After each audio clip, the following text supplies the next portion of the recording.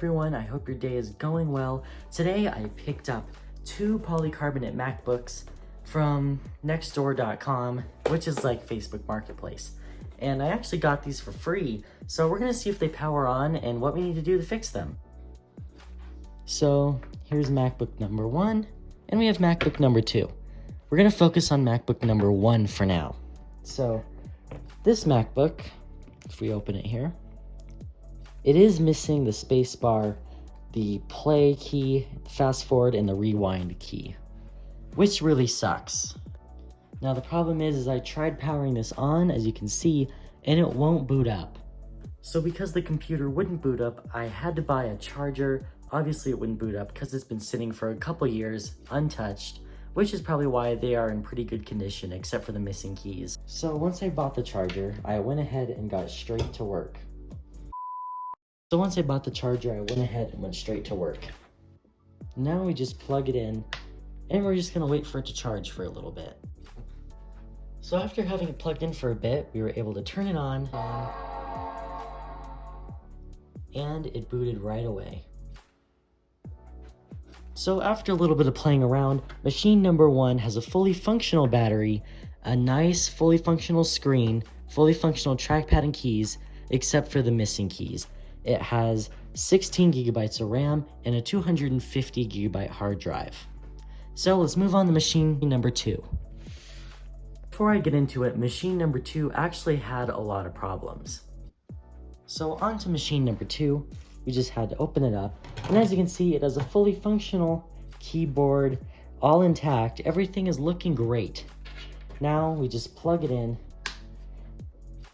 Now going over the list of problems this one machine has, it does not have a fully functional battery and the screen is completely destroyed. Now I had to make the decision whether to make the machine number 2 fully functional and running, or to keep machine number 1 fully functional but without the keys.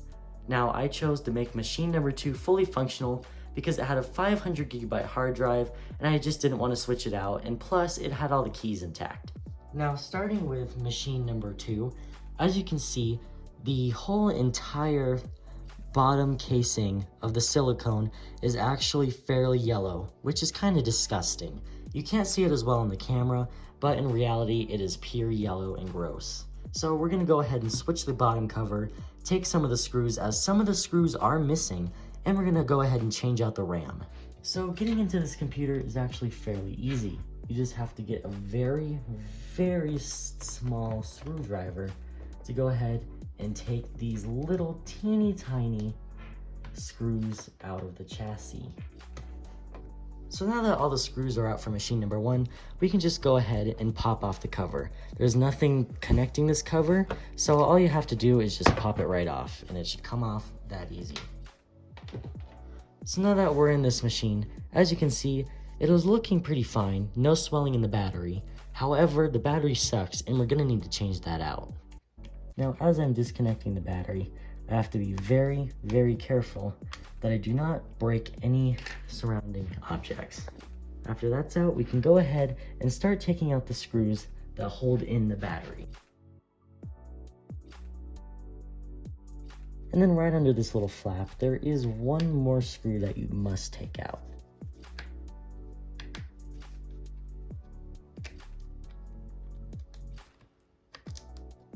Now you just pull this little flap and the battery comes straight out, just like that. Next thing we're going to want to do is we're going to want to take out the RAM. The RAM in this computer is only 4 gigabytes, so we just pull on those little flaps like I did, and then the Apple Mini DDR3 RAM comes right out just like that.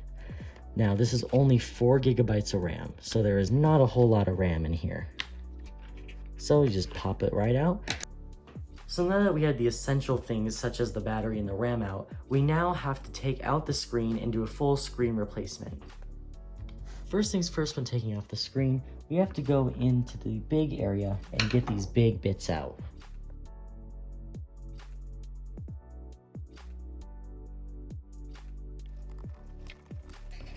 Now after that's there, we can go ahead and take out this weird metal bar that's inside of the Mac. Next thing we have to do is to take off the Wi-Fi and Bluetooth cables out of the Mac itself.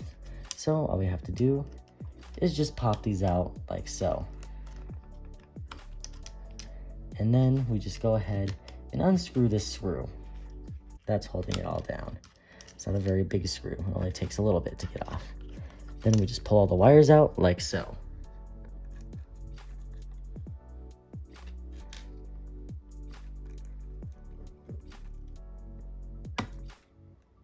Now we just pop our screen off, and now we're ready. Now after doing so, we can bring this on its side. And from there,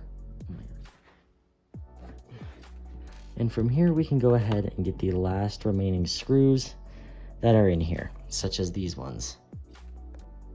Now all we have to do is just pop the screen out like so. And then separate. So now we have the Mac screen here, and now we just have the full Mac right here. I then had to do the process all over again on the second computer in order to get all the parts out so I can redo the whole entire thing. Now that we have the screen from the other computer, we can go ahead and put it inside of our computer with the 500GB hard drive. So let's go ahead and put it in. Trying to get this in here can sometimes be a challenge, especially when you only have really one hand available.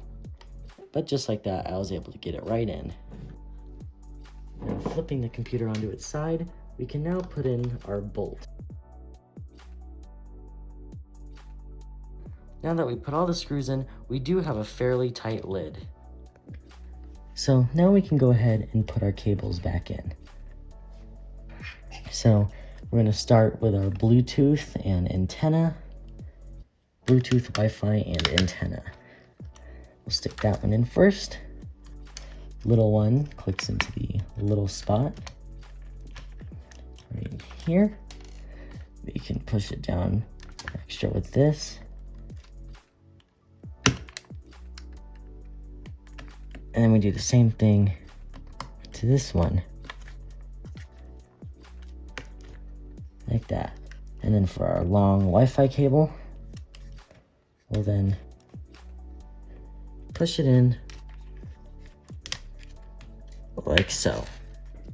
Next, we just plug back in our screen. Sometimes I like to pull this back so I can see what I'm doing. And just like so. Then we'll just flip this bar right over, and now we have the screen reconnected. Now we gotta throw back in our bar. Once you have all those in, we can then put our RAM in.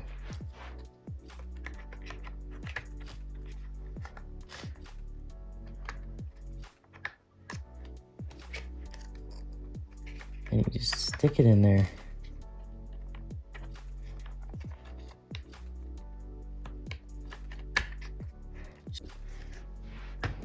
Now for the battery, just plop that in.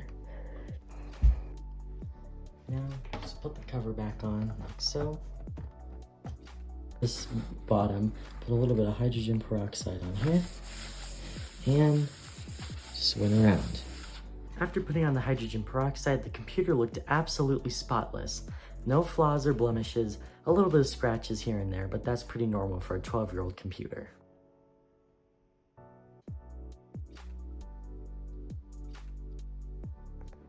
Alright, so turning on the MacBook, we just press our power button.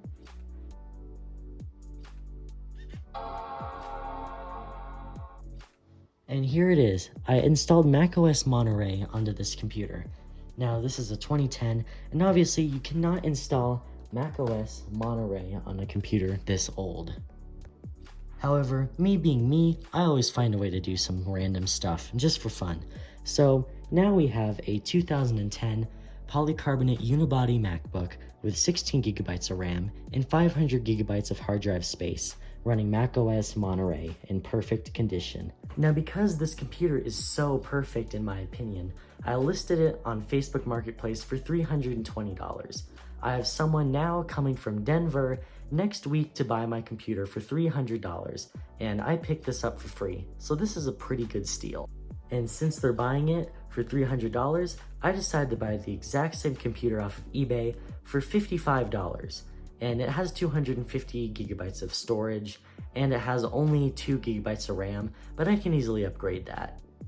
Now, the only flaw with this computer is that since it's 12 years old, it takes a very, very long time to boot up.